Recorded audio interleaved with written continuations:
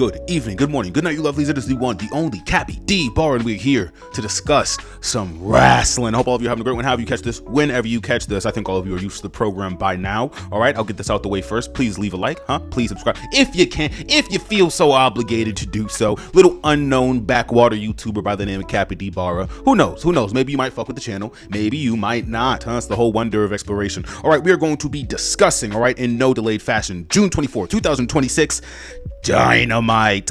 Now I do want to say that there was a passing in the wrestling world. I believe the name is, and I do want to get this name correctly, so please try to be a little patient with me.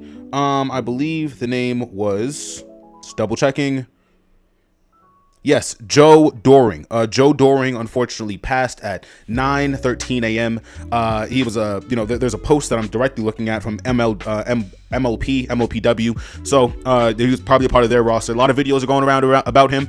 Again, I would feel remiss, all right, as a YouTube wrestling sports commentator if I didn't at least address this. So I do want to say rest in peace to Joe Doring, and I'm wishing peace and light for not only his fans, his family, but his road family as well. Must be hard, must be tough, and I couldn't imagine losing somebody like that and then having to go perform the next night, right?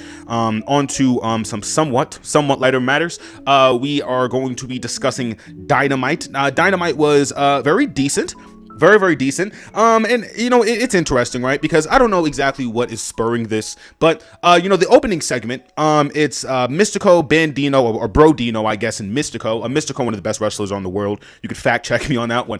And that basically going up against a trio of I believe it's Lord have mercy, Claudio, Jonathan Moxley. It's kind of hard to forget that nigga, huh? And it might be Yuta. I want to say it's Yuta. I'm kind of fuzzing a little bit on this. But as they're on the way out to the ring, I'm only saying that because Daniel Garcia has a match later in the night, so it couldn't have been him, right? As they're on the way to the ring, what happens? It's kind of funny. I found it pretty funny. Ospreay had a bit of a slip up. I think all of you remember a couple of episodes back where I mentioned that STP did the Death Riders taunt, that little jumping thing. That's why I said they're so fucking, like, if you watch that footage of them jumping them niggas and then doing their taunt over their broken bodies, like, oh, STP is so tough. Trisha Adora. Okay, I gotta relax. I gotta calm myself. I gotta tether myself back to reality. Okay. But basically, right, they're doing that little cute taunt. It's fine for the most part. Ospreay got a little dizzy. He fell. He fell. It was cute. Everybody was corpsing. It was great. Marina helped him up. And you know what's good, man? You know what's good? I like AEW. I like AEW because things like that could happen and the fandom can just not be overtaken with just, oh, these fucking jabrones, all these schmucks, oh man, this fucking company is horrible, because AEW has built a lot of natural goodwill with their customers. Even with this Dynamite, this is a very fucking strong Dynamite, a very strong Dynamite. It's probably one of the longer Dynamites as well. I mean, this is easily a good 3 or so hours. Shit ton of matches on this card. Well, no, actually it is 2 hours. Feels like 3 hours though. It's so many fucking matches on this card. Like, I thought it was crazy at a certain point. But basically what I'm trying to get to is there's a lot of just good atmosphere. There's a lot of good energy in this fan base. So Ospreay slipping up, it's not the end of the world. It's actually like very cute. It's actually very endearing, right? But I know for sure there are going to be some of the old heads, in the IWC, such as the Corns, such as maybe sometimes an Alvarez. Hey, love you, big guy. Hey, it happens to everybody. We all get a little grumpy with this industry. I understand, and he's actually like a real wrestler or like a manager or something, so I get it, right? Listen. The point I'm driving home here is if you see any bad or negative outrage to this slip up or any kind of just bullshit, like, best example, if you say, hey, I don't like what they're doing with the King of the Ring, hey, I don't like what they're doing with the Elimination Chamber, and some fucking neckbeard jabron, all right, comments a gif of Ospreay falling, just know where he is mentally, because nobody is viewing this in Ospreay, you fucking hack, you can't, nobody's viewing it like that, nobody, right? But the immediate outrage, right, that is going to come from just any AEW clip going viral, it is going to spur some kind of weird, unnecessary blowback. And I understand maybe it may seem like I'm like talking to a brick wall here. I want to just get my point across. You can't engage with the negative bullshit on both sides either, right? Like, if you are genuinely enjoying any Federation product, hey brother, man, do you? I mean, what can I say? Like, even like some of those sillier aspects of the Federation, you know, they're just kind of being accepted, you know, kind of colloquially, because it is what it is now. Like that, this is the industry. This is the playing field. You know, you get down or lay down, literally. So, I'm saying all this to say, and I know I've said that about 3 times this segment. I apologize, but you know, this is a very good Dynamite, and truth be told, this is actually probably, you know, a great way to start Dynamite. A viral clip that kind of, you know, breaks all the tension, you know, that kind of eases it. Because I'm not gonna lie, I guarantee you that for all eased the crowd. That eased the crowd up for anything that was to come. Now, what I will say is that for some of these matches, was the crowd, for lack of a better word, a little dead. Yeah, wasn't a fan of that. It took them a while to wake up during some of these women's matches. Not a fan of that. Not a fan of that at all. But you know, this opening match with again Mystico, Brodino, Bandino, Claudio, and John Moxley along with Yuta. Very, very nice match. You know, the minutes that we get from Brody King are great. He has this great like luchador-esque spot, which I thought was very good. Very, very, very, very, very good. Mystico's Mystico. I mean, like, what? I mean, I can't give enough praise to that nigga. He's great. He's genuinely fucking amazing. We get really good minutes not only between Claudio and Mystico, but we get great minutes between Mox and Bandino, Mox and Brody King. Mox and Brody King is just a fucking match made in heaven. Every single minute they have together is like, oh my, it's like, it's euphoric. It's genuinely euphoric. I love watching them lock up. And then again, all the minutes that we get between Bandino, Claudio, also with Claudio and Brody King, like, fuck, man, this is a good start. Great way to start your Dynamite. And I guess my only kind of gripe, right, you know, being that I believe the Death Riders end up going over, right? My only kind of issue with this is that, you know, leading into the 12-man segment, it does feel. I can say this and be unbiased about it. The roster feels a bit large, and it's funny, right? Because you know, in kayfabe, they kind of comment on this during that Don Callis segment. Like, they literally like trim the fat of the roster, low key. It's really funny, right? But with you know, the 12-man Mark Briscoe MJF setup, I think it's telegraphed pretty obviously that Briscoe is going to at least get his match, right? Unless Redemption is right after Forbidden Door. Because, and again, I was a little confused about this last video, so you have to excuse my ignorance, but if they're having the match at Forbidden Door, and we already seen the 12-man non-cage match, or am I to believe that after Forbidden Door, there's going to be a Dynamite match where Mark Briscoe is going to like fight his heart out, which I'd love to see, right? I'm not shitting on it, I'm just, the timeline exactly. So, the cage match is at Forbidden Door, and most likely, just most likely, when Mark Briscoe wins, that's going to set up a Dynamite match, or maybe, because correct me if I'm wrong, chat, I don't think they won the last lockup with a 6-man tag, did they? No, they didn't. It was a 12-man match, in the Don Callis family, and MJF went over. So I don't know. Maybe I'm crazy. Maybe I'm misremembering something. But again, this specific you know, segment right after the, you know, the 6-man, well, like actual 6-man, I'm calling that a 12-man tag. It's six niggas on each side of the ring. That's 12 people, right? This match, the opening match, is an actual 6-man tag match, and with this 6-man tag match, I feel like it was very, very good. But then again, when I have it like right back to back with that 12-man shit, it's like, okay, like, all right, let me give me some space, give me a little fucking breathing room. I'm not asking, I'm telling you, give me a little breathing room. But no, I can say that all the participants in this match, you know, all the way from Darby, Konosuke Takeshita, I mean, fuck it, like, honestly, Orange Cassidy might have probably one of his better matches in this steel cage situation. Also, is this or is this not kind of like a blood and guts rendition? Right, well, definitely gonna be a blade, steel cage, 12 niggas. Amen. Hey man, say man, Tony man, do whatever you please. Do whatever you please. I know I'm not stupid. I'm not crazy. But you know, I can you know, definitely, you know, since we're here, might as well get into it. You know, the 12-man match between the MJ Don Callis family and the conglomeration. It is a very nice, well, and Konosuke Takeshita with Darby Allin. It's a very good setup. You know, MJF is, you know, the future of this industry. He's a present of this industry. There's nothing else to really say about MJF. Genuinely, he is great on that mic, sharp as a fucking whip, planting seeds not only for feuds with Kevin Knight, but you know, Andrade. You know, sooner or later, him and Kyle are gonna have an amazing face heel segment that's just, oh my god. Listen, there's a lot of great things about MJF, and him being here right now, perfectly fine with it. And it's a little bit of a fast forward, but it's all the same story, all right? You can keep up, you're fine. Basically, Tony Angel, I always forget this nigga's name, I feel terrible. Angelo Romero, I think that's the name. Angelo Romero and the guy from the Grizzled Veterans, Trent Barrera, I think that's his name. Trent Barrera, Angelo Guerrero is. I don't fucking know these guys' names, man. Basically, Don Callis and MJF tell them to hit the fucking road because there's too many people. People are bumping into each other, all right? And I think it's funny for Tony Khan to acknowledge, damn, there's a lot of niggas here, ain't it? lot of niggas in this locker room. Tony, by the way, he's from North Africa. Can he say the N-word? No? Maybe? Who knows? Who cares? Who knows? Who cares? Next match on the card that I think was actually very, very fun and I enjoyed a lot. Harley Cameron versus Marina Shafir. Marina Shafir is easily in my top 10 of women's wrestlers in that locker room. They are adding a lot of stardom acts, so I mean, hey, shouldn't get too big for my britches. But Marina Shafir, very tough. The character, the aspects of her, I'm in love.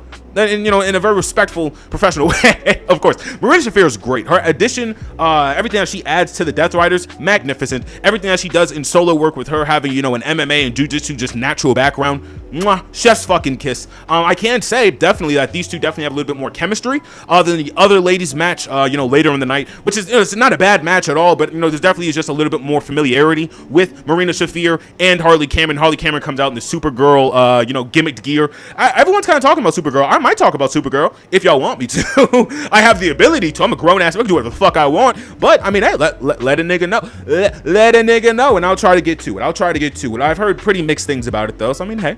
Harley Cameron, she doesn't have a lot of offense. She doesn't get a lot of things off in this move.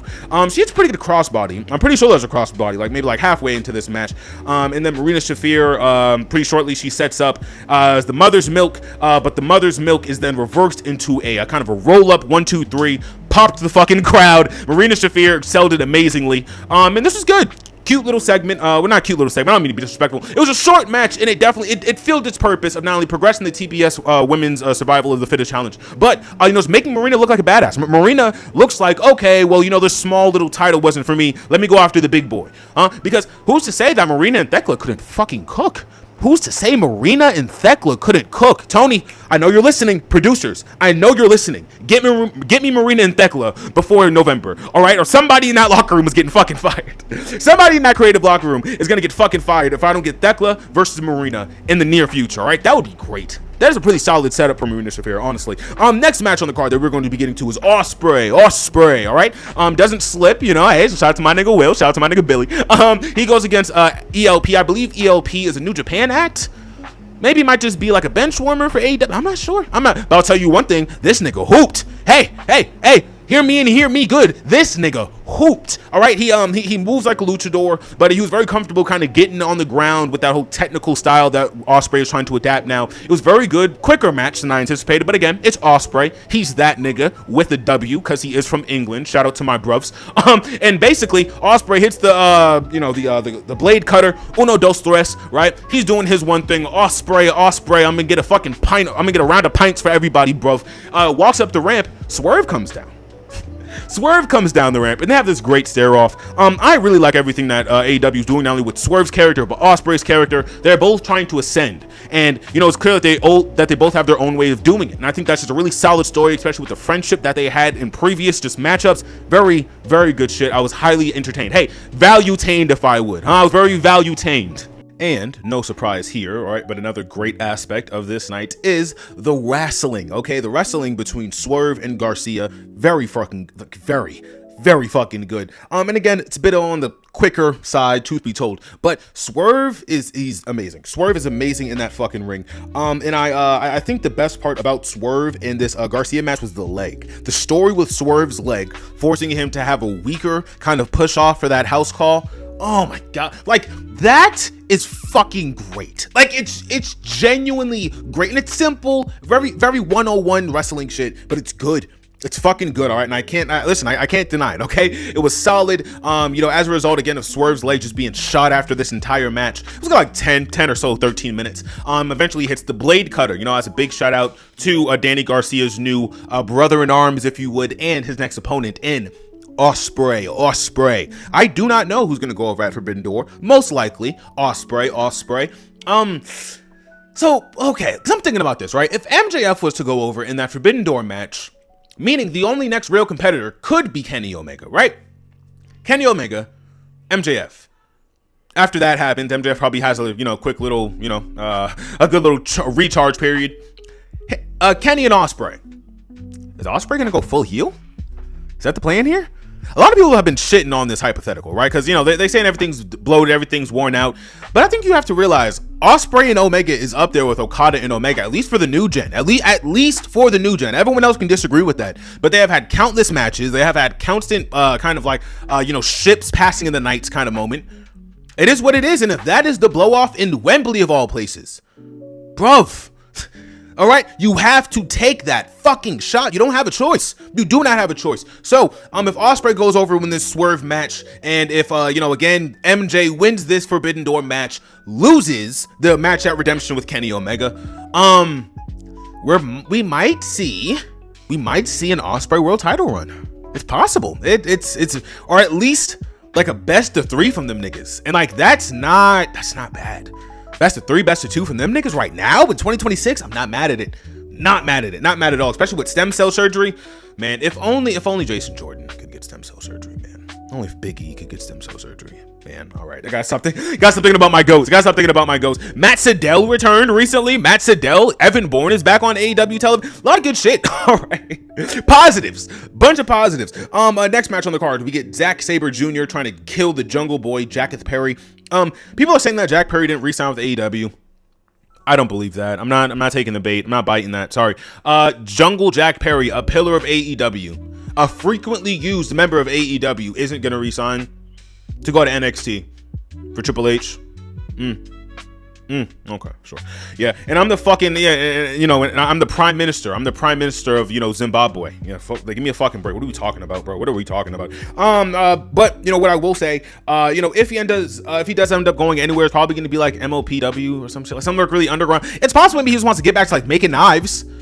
It's possible, I guess. I mean, I don't fucking know with service. I don't know if that's going to service him exactly. You know, it might be possible that Luchasaurus just might be more injured than we anticipated. You know, meaning that like that whole whoa, you know, it's possible that just may be like all he has now. You know, it's like if Luchasaurus isn't here, no tag team gold, no tag team matches. Unfortunately, Jungle Jack Perry is, you know, he's not a bad singles wrestler. He's a phenomenal tag team wrestler, though. And that just is what it is. It is what it is. Jungle Jack Perry does get the shit kicked out of him for majority of this match. Zack Sabre Jr. Again, you know, Kenny Omega's future opponent. So like, let's not be stupid here. He wasn't gonna get a roll up loss from, you know, the jungle man Jack Perry. A very good match though. I think Jack Perry's perseverance again as he gets the dog shit kicked out of him. Easily one of his best aspects. He has a really good white bread sandwich. Like he has a really good white bread flip. Sorry about that, chat. Onto the outside area, onto Zack Sabre Jr. He caught it pretty okay. This was good, solid match. But again, just like, you know, it's kind of easily telegraphed. I think my only issue with seeing so much of Zack Sabre Jr. is like, bruv, you know, like, do you know what company you're in? Like, that's kind of how I feel about it, because it's like, yeah, Zack Sabre Jr. when he's wrestling against our C team is gonna, yeah, he's gonna win these matches. And now I'm kind of curious. It's like, you don't want to, like, you don't go up against some of them niggas across the pond, no? Like, you warming up for Kenny Omega with Jack Perry? Okay. All right. I don't know, chat. Maybe I'm being weird. Maybe I'm being stupid about it. But I don't know. I just expected maybe a bigger challenge, a bigger hurdle for Zack Sabre Jr. Again, being that he does have to go against the ones and only Kenny Omega. You know, next match on the card that I think, again, Zack Sabre Jr. won. Not surprised by that. Who's shocked by that? You shouldn't be. Next match on the card: Queen of Minute versus Red Velvet. Yes, I might probably best call it Velvet Sky. Oh God, Lord have mercy. Queen of Minute versus Red Velvet is a very, very good match, and this would be my match on the card. And this would be my match of the night if it wasn't for this Konosuke and Ricochet match that happens later on. But this is a great match. Very, very good match. Queen of Minute is 100%. She is 100% your next TBS Women's Champion. There isn't any real other competitor. Like, and that's why I anticipated maybe they were gonna do some funny shit, maybe with Julia Hart, because she is a former TBS champion, so maybe they'd just be comfortable doing that with her. Maybe even somebody like a Shida, right? Shida is still very viable to win this TBS Women's Survival match, but man, Queen of Minute, if they do not feel comfortable pulling that trigger with Shida, or maybe shifting Shida towards Thekla with the AEW World Belt, right? Queen of Minute, she's great, chat. Like, she is phenomenal. The intensity that she moves with in that ring, it bests a lot of people that she locks up with. Honestly, it bests a lot of people she locks up with. I remember the first couple of matches she had with Thekla. You know, you could say that she was at least competing on a kind of even playing field when it came to stiffness, when it came to just honestly just like placement, like knowing where the fuck to land your strikes. Like that's a very big thing in this industry, and she's great at it. She's honestly so fucking good at it. Again, everything that we have with Red Velvet, it does seem like they're a little just not familiar. You know, definitely there's a couple of moments where like, okay, was that supposed to happen? Was that not supposed to happen? It looked a little this, looked a little that. But you know, the finale to this match with the headbutt leading into the you know, that I would call like a shining wizard on the bottom rope that she does, very solid, very solid from Queen Aminata. I think you know, what we see from people like Queen Aminata, people like Thekla, even people like Mercedes, people like Athena, you know, that recent match with Hazuki, who's gotten a bunch of praise from Tony Khan. This is a very strong women's division, but again, as long as it's being pushed to the right place, it can't just be pushed into the middle of nowhere. There has to be some massive, or at least some meaningful pull off, because it doesn't have to be like fucking Hogan and Rock, right? But it does have to at least have a small shade of Mariah May and Toni Storm, maybe a sliver of that Mercedes and Athena match we had in her hometown during a spring breakthrough last year. These aren't insane ask, right? So yeah, as long as the matches are solid on their own ground, and then there is good payoff, I think that this women's division is going to be fine. I think like more than fine. Even like the tag division, you know, the women's tag division, you can say it's a little sporadic. You know, it is a little ham-fisted at times. But Megan Bain is a fucking amazing. She's an amazing wrestler. It's like, wow, somebody put an F-bomb counter, huh? No, but like not only I was gonna say Harley Cameron. Megan Bain is great. You know, Harley Cameron as a tag team wrestler, she's definitely improved. She's improved a lot since last year. So big shout outs to that. Like, there's solid pieces about this locker room, man. Honestly, so big ups to the women. Easy +2 stars on the night just for that. Both women's matches impressed me very fucking much. And I want to say that all the setups that these two between you know, Red Velvet and Queen Aminata, all the setups paid off. Really solid reversals, and I think that was a nice little palate cleanser, you know, for everything else we got in the night. Walking into, personally, I'm biased, I hate to be that way, chat, my personal main event, all right, because I'll be honest, that you know, it's like TDK or TMD, whatever that Zack Sabre Jr. group is, them versus the Young Bucks, I'm not hopping out of bed for that. I mean, hey chat, I'm not hopping out. Hey, love Nat. Hey, love Matt, love Nick. Not hopping out of bed for that one. Sorry, this is not happening. It's not happening. So that was what ended the show, but this is personally what ended the show for me. All right, Konosuke Takeshita and Ricochet, they have such a good fucking match. Like, match of the night, maybe match of the month, maybe match of the month. It is a good match. You know that Kendall Gray match? Was that Kendall Gray match better than this match between her and Kaylani? Thinking about it. It's a very good match. Konosuke Takeshita, he is preparing not only for a you know, in my humble opinion, on the way Okada rematch. I think that that's just in the works. It has to be, you know, there's no other real way around it. And a Kyle Fletcher match that is very soon to come.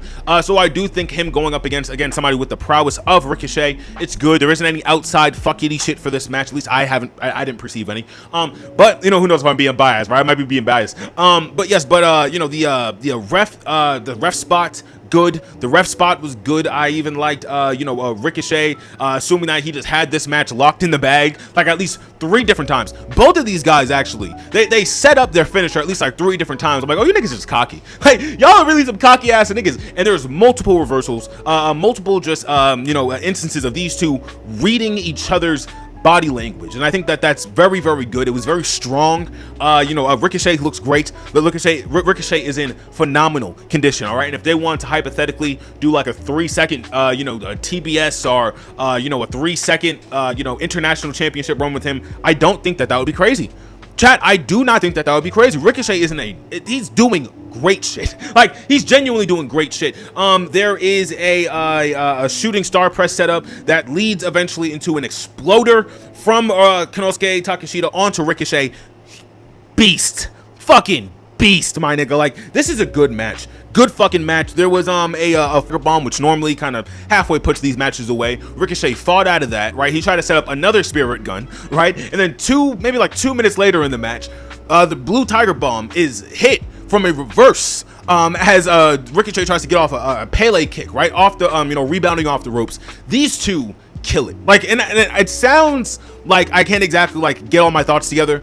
This is a great match. Like 4 star, 4.5, at least 4.5. This is a dope fucking match, man. And again, Konosuke Takeshita, he is going to be building towards eventually you know, big boy, a real big boy match on the way, all right, which is him and, you know, honestly, his next really big time rival, you know, because Konosuke Takeshita, if it isn't going to be Okada, obviously, because we just kind of did that, we do kind of need, you know, we do need another victim, if you would, for the Alpha. So, I don't know exactly what is on the way for him after Fletcher, but, yeah, it might just be Fletcher for a minute, and that's solid. That is solid. That would be good.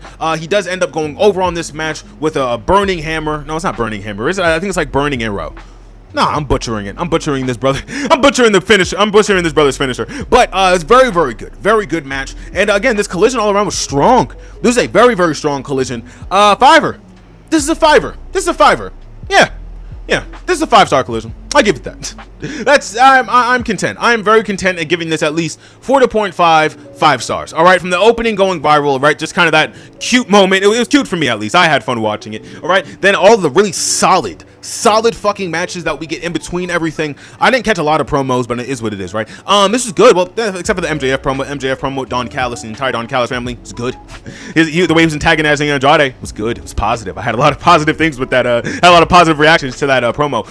Bro, this is a solid Dynamite, like solid fucking Dynamite. Honestly, there's nothing else positive I can say about it. Like, I've glazed it enough. Okay, listen, if you guys you know, disagree, feel free to comment. You know, hey, engage with your boy. What can I say? That's what I'm here for. It's what we do. I do have a lot of other stuff going up for the week. Not only you know, forgetting One Piece, the greatest story of all time, but SmackDown, Collision. All right, sooner or later we're gonna be rapping right the fuck back around to Monday. All right, so as I always say, all right, hope all of you stay healthy, stay hydrated, and stay tuned, stay safe, stay beautiful. Peace.